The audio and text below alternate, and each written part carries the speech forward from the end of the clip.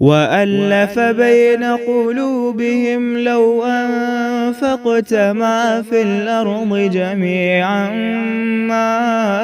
ألفت بين قلوبهم ولكن الله ألف بينهم إنه عزيز حكيم۔ اسی نسبت سے آج کی دعا بھی بہت خوبصورت ہے، جس میں تڑپ کر مانگیں گے تو ملے گا،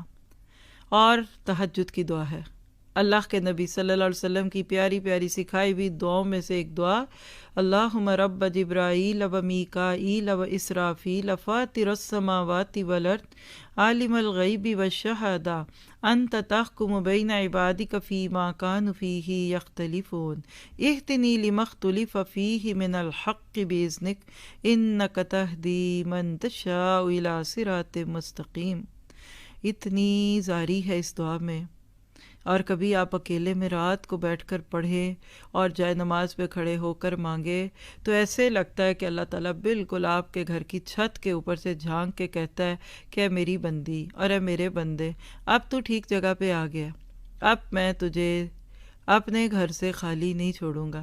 ہم بھی گھر آئے مہمان کو خالی نہیں چھوڑتے، گھر آئے فقیر کو کوئی نہ خالی چھوڑے، تو کبھی اللہ کے سامنے فقیر بن کے جایا کرے اور کبھی اللہ تعالیٰ کے سامنے مہمان بن کے جایا کرے، کبھی اس کے ساتھ لاڈ اور پیار اور محبت کا معاملہ کرے اور کبھی آہوزاری، کبھی اس کے ساتھ آگے جا کر اللہم انی عبدک ابن عبدی کا بن کے بات کیا کرے، اور کبھی لاڈ کیا کرے کہ اللہ تعالیٰ پھر بتا میں کدھر جاؤں اور کس سے مانگوں اور میرا کون ہے، کس کی طرف جاؤں، کون میری مدد کرے گا، تو مجھے بتا دے کہ میں کدھر جاؤں۔ اس تڑپ کے ساتھ دعا مانگے۔ آپ کو کوئی بندہ ہدایت نہیں دے سکتا اور کوئی بندہ آپ کو ہدایت سے روک نہیں سکتا، اگر اللہ تعالیٰ آپ کے لیے یہ فیصلے فرما لے، اور جتنا زیادہ آپ کی تڑپ ہوگی، طلب سچی ہوگی، یہ کیسے ہو سکتا ہے کہ وہ نہ دے؟ میرے گھر کوئی آنا چاہے تو کیا میں اس کو گھر کا راستہ نہیں بتاؤں گی؟ آپ نے طلب رکھ کر 6 پارے پڑھ لیے، سن لیے، اللہ نے آپ کو جما دیا، چلے کچھ چھٹ بھی گیا لیکن پھر بھی آپ ابھی بھی کچھ نہ کچھ تو سن ہی رہے ہیں، اللہ کو پتہ لگ گیا کہ آپ سنجیدہ ہیں، آپ اپنی طلب میں، اپنی تڑپ میں بالکل سنجیدہ ہیں، تو اللہ سبحانہ تعالیٰ آپ کو ضرور راستے دکھا رہا ہے اور دکھائے گا۔ آپ کا اس وقت میری اس بات کو سننا اس بات کی دلیل ہے کہ اب اللہ نے آپ کے لیے معاملہ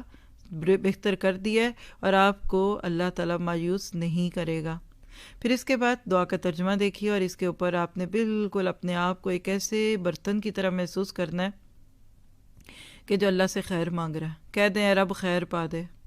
ہدایت کی خیر پا دے، حق کی ہدایت پا دے، اے اللہ مجھے پریشان نہ رکھنا، اللہ تعالیٰ میں ضائع ہو جاؤں، اللہ تعالیٰ میری ماں نے مجھے اس لیے پیدا کیا،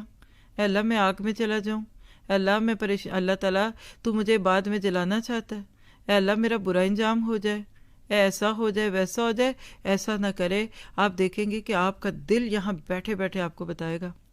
کہ اللہ تعالیٰ نے آپ کے دل کی بات سن لی ہے۔ اے اللہ، جبرائیل، میکائیل اور اسرافیل کے رب، آسمان و زمین کے پیدا کرنے والے،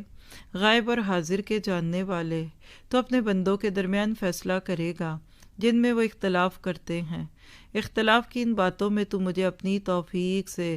حق کی راہ دکھا دے، کیونکہ تو ہی جسے چاہتا ہے سیدھے راستے کی طرف ہدایت دیتا ہے۔ حقیقت یہ ہے کہ آج کا دور یہی دور ہے، انسان کو یہ تک نہیں پتہ چلتا کہ حق کیا اور باطل کیا، کیونکہ انسان ایسی چیزوں کے اندر پڑھ کے اپنے آپ کو ضائع کر رہا ہوتا ہے کہ وہ ہر بندہ ہی اپنے آپ کو حق پہ کہتا ہے۔ میں رات کو ایسے ہی یہ موضوع دیکھ رہی تھی تو ایک بہت پرانی کتاب میرے ہاتھ لگ گئی اور سلیب ٹوٹ گئی، تو اس کا ٹاپک بھی، اس پہ ایک CD بھی بنی تھی، بہت لوگوں کو سے فائدہ ہوا تھا، پیٹر سے عبداللہ تک کچھ ایسا ہی معاملہ تھا۔ تو اس میں اس شخص نے جو اپنا سفر بتایا کہ میں کیسے لڑکتا پڑکتا اس صحیح حق پہ پہنچاؤں، کیونکہ جب وہ مسلمان ہونے سے پہلے دوسرے مذاہب میں چھانٹتا رہا تو اس کا دل ہدایت پہ ٹھکا، اور ہدایت پہ جب وہ ٹھکا تو پھر اسلام تو لینا ہے، قبول کرنا ہے اس کو، تو اس نے سوچ لیا تو اب اسلام کون سا لوں، شیعہ لوں، سنی لوں، وہابی لوں اور بریلوی بنوں، اور جو بھی یعنی مختلف نام تھے۔ وہ نئے بندے کو تو نہیں پتہ نا کہ کیا نام ہے،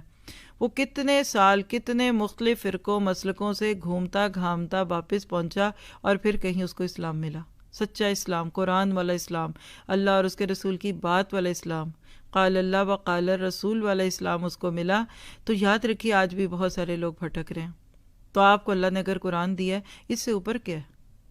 اللہ تعالیٰ قرآن میں خود کہتے ہیں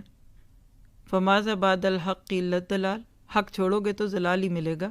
اور فَبِأَيِّ حَدِيثٍ بَعْدَهُ يُؤْمِنُونَ، کیا اس بات کو اور اس کتاب کو پڑھ کے تمہیں ہدایت نہ ملی تو پھر کب ملے گی؟ تم نے کیا سوچا ہوا اپنے بارے میں؟ تو یہ وہ چیزیں ہیں کہ جس کو جب بندہ طلب سے رکھتا ہے تو اس کو فائدہ ہوتا ہے۔